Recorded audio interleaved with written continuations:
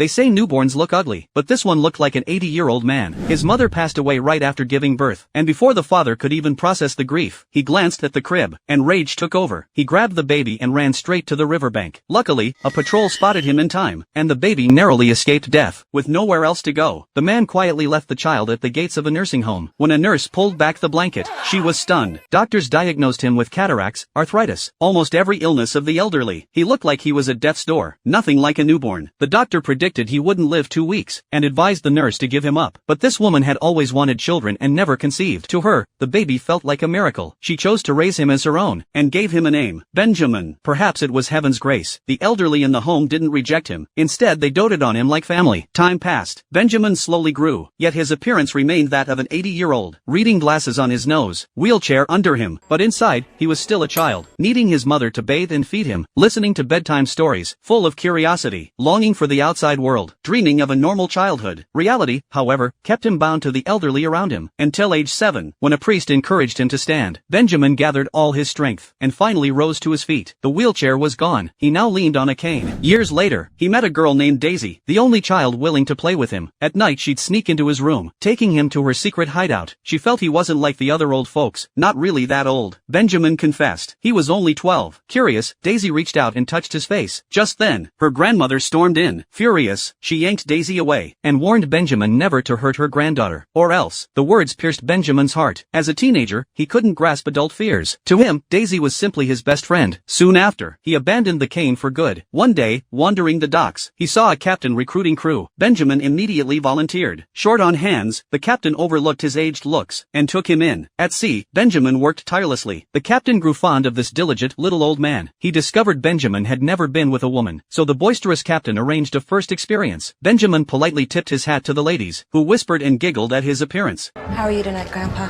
Hours later, he stepped out of the room, flushed and wide-eyed. Around that time, he crossed paths with his estranged father. The man didn't reveal the truth, instead calling himself a friend, and inviting Benjamin for a drink. Benjamin nearly choked on the first sip, and his father smiled faintly, a smile heavy with unspoken emotion. Years slipped by. Benjamin kept growing younger. By now Daisy had blossomed into a young woman, yet when they stood side by side, they still looked like grandfather and granddaughter. At 17, Benjamin set his heart on becoming a sailor. He packed his bag, said goodbye to the nursing home, and drifted into the world. Soon after, war broke out. By sheer luck, he survived. At 26, he returned home. His adoptive mother could hardly believe her eyes. Everyone else had grown older, but Benjamin looked younger than ever. Not long after, Daisy returned as well. They shared dinner. Then, under the moonlight, she danced gracefully. When she invited him to spend the night, Benjamin backed away. Perhaps the grandmother's warning still haunted him. Daisy, disappointed, walked off. That very